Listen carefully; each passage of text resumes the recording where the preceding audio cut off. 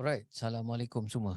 So, sekarang ni, this video saya nak buat bonus video untuk korang semua. So, kita dah cerita pasal macam mana nak set up profile, macam mana nak build your network. At the same time, bila kita nak build kita punya network tu, kita faham juga bila kita connect dengan orang, orang akan tengok kita punya profile. And also, diorang akan start tengok kita punya content. Jadi video ni sambungan daripada the yearly planner yang kita buat. So yang ini macam mana kita nak buat monthly dan daily punya content. So saya akan go through each step so that korang boleh tengok and also buat korang punya content lah. So media content planner ni saya ada share dalam files. Korang boleh tengok dekat file. Saya akan upload juga dekat sini. So korang boleh tengok dekat dia punya guides tu akan keluar. Tapi kalau tak jumpa boleh tengok dekat files juga. Okay. So media content planner ni lepas kita dah buat planning untuk setahun, so kita boleh tengok pula tiap-tiap bulan punya planning, apa tema yang kita nak buat lah. So kita dah buat kita punya tema tu untuk setahun, so kita pecah-pecahkan pula. So contohnya kat sini, kita dah buat kita punya tema. Okay? So kat sini ada tema dia. So ini juga saya buat sampel recording ni berdasarkan apa yang saya akan buat untuk this particular program lah. So korang boleh tengok juga apa yang saya share dekat sini sama dengan apa yang saya share juga dekat saya punya social media dekat luar. So this is something you can also do lah nanti later on. So saya letak bulan mana yang kita buat. Okay. So kalau korang tengok dekat sini, dia ada 5 pecahan atau 5 breakdown lah. So kita panggil ni pillar lah, pillar. So that means saya plan ni untuk kita post 5 hari. So Isnin, Selasa, so Isnin, Selasa, Rabu, Khamis, Jumaat. Okay. Kemudian ada 4 minggu kan? Ada 4 minggu. So minggu pertama, minggu kedua, minggu ketiga, minggu keempat. Okay. So ini cara kita nak plankan untuk sebulan. Nanti bila korang dah biasa buat, korang boleh plan benda ni quite fast lah. Macam saya boleh buat benda ni dalam masa 1 hari. Contohnya, saya boleh buat the whole month punya content. Pilih 1 hari, hari Ahad kan. Sebelum korang nak post untuk bulan depan tu, korang plan dulu apa semua. Kemudian korang ikut je plan yang korang dah buat. Jadi mudah bila kita nak buat content tu. Kita tak adalah bangun-bangun hari Isnin terfikir apa nak post apa semua kan. So korang boleh ikut je guide yang korang dah buat for your actual detail punya plans lah. So cara nak buat this particular planner ni, kita akan buat ikut dia punya section, dia punya pillar. So contohnya, okay, the first pillar is connection lah. Okay, so this one. Okay, connection tu maksudnya apa? So kalau korang tengok this particular planner ni, the first pillar is connection. So ini hari Isnin lah, hari Isnin. Jadi tiap-tiap minggu hari Isnin, apa kita nak buat is kita nak build connection.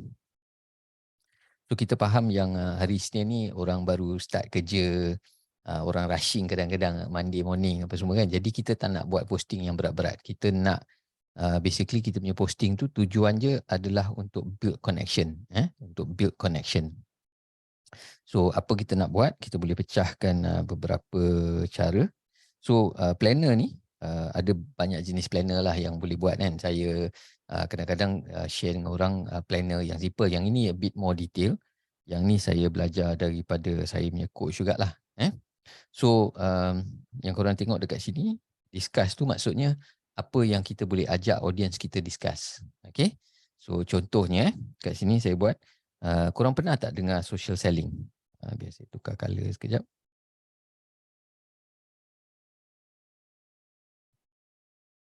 Okay. So contohnya, korang pernah tak dengar tentang social selling? Okay. So korang rasa apa cara yang paling efektif nak buat sales menggunakan social media? Cuba korang komen sikit. So kita nak minta ada connection, ada engagement dengan kita punya posting. Okay. So macam-macam cara lah korang boleh ajak orang discuss apa semua kan. So ada juga saya tengok separuh content creator ni dia letak memes, memes. So mungkin ada tema yang korang perasan minggu lepas, korang nak share bawa minggu ni, atau mungkin ada kejadian over the weekend kan, korang boleh cari memes yang sesuai. Kemudian korang boleh ajak your audience untuk discusskan topik tu. So contohnya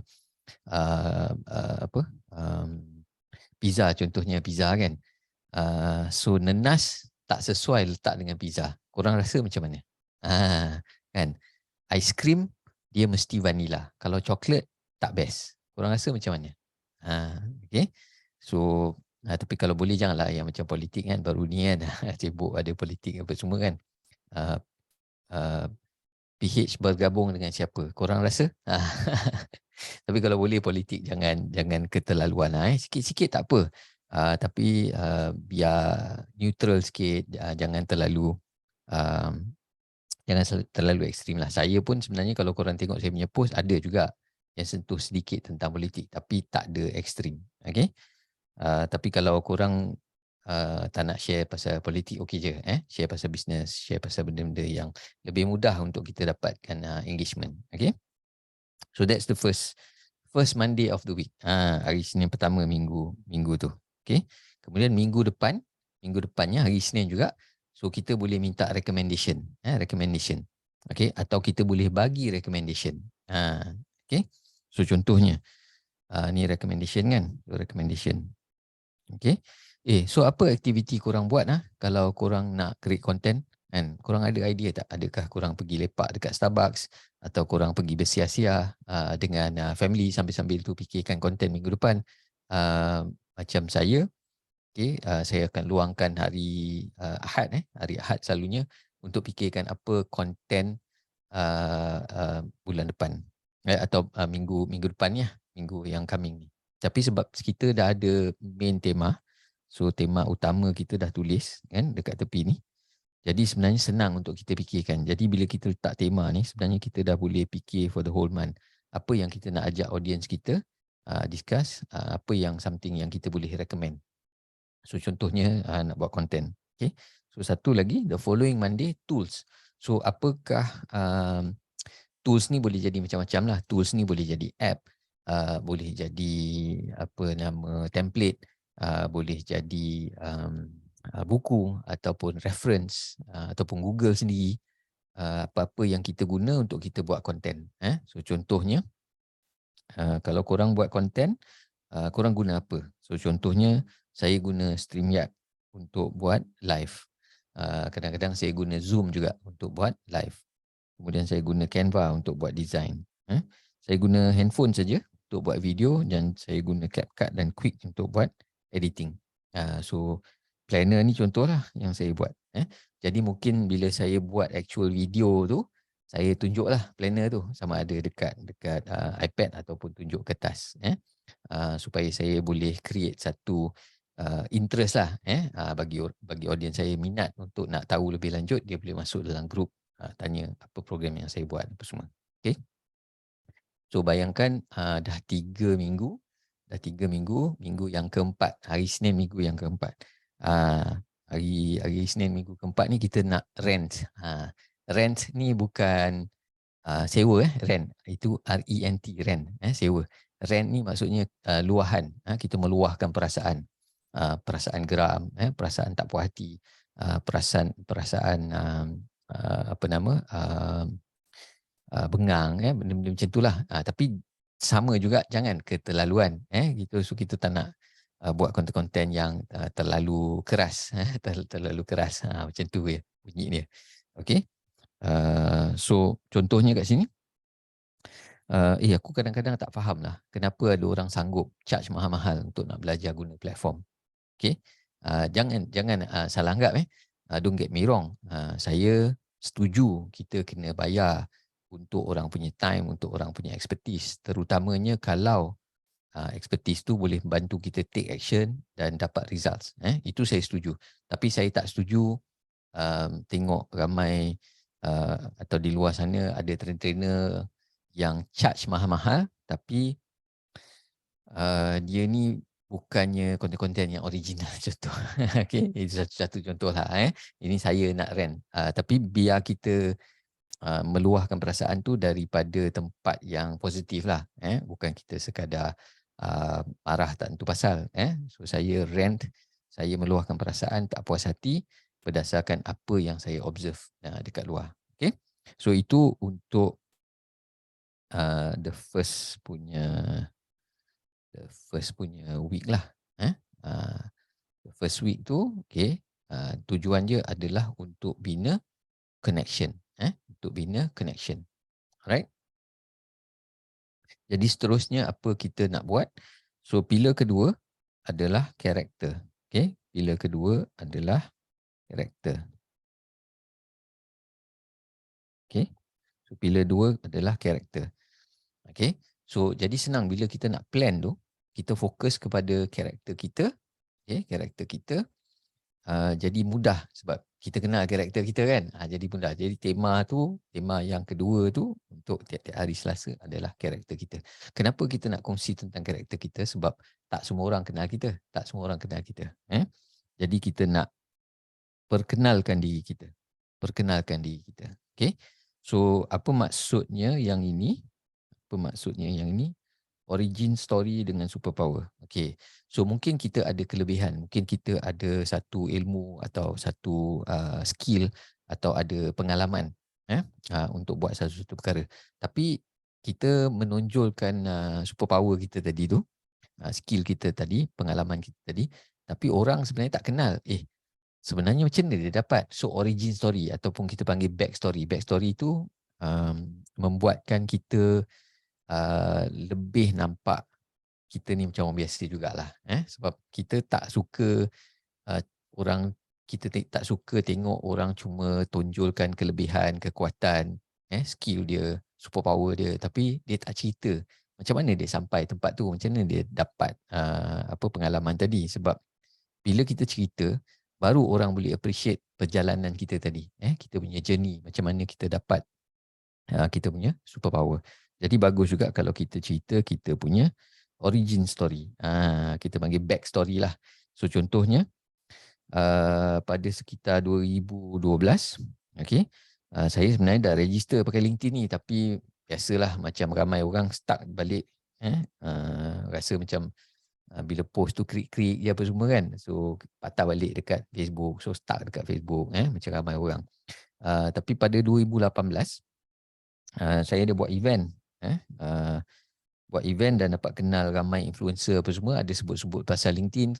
Saya pun ada buat research dekat YouTube apa semua. So baru nampak yang LinkedIn ni dah berubah daripada dulu masa saya guna. So saya pun research sikit apa semua. So kemudian tahun 2019 tu saya dapat peluang buat event. Panggil pula salah seorang speaker tu adalah LinkedIn punya staff. So alhamdulillah kita orang dapat jadi country partner.